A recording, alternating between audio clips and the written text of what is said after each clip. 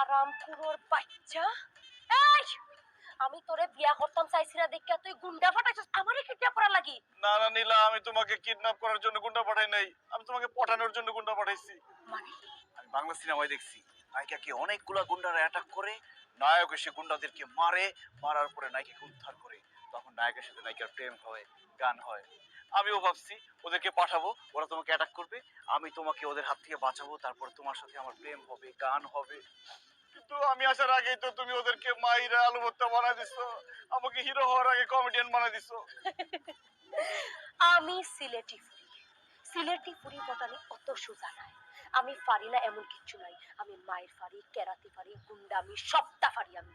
তুই তো রিফার জন্য জায়গা তারও 30 জন ফাটাইতে, তারপরেও কত সাহস হলো না অনেক যে আমারে তুলিয়া নিত। উল্টা মায়ের খাই আসিত খাইয়া ফিরে তাহলে তোর কত বড় সাহস, তুই বাংলা সিনেমা নকল করতে চাইছ।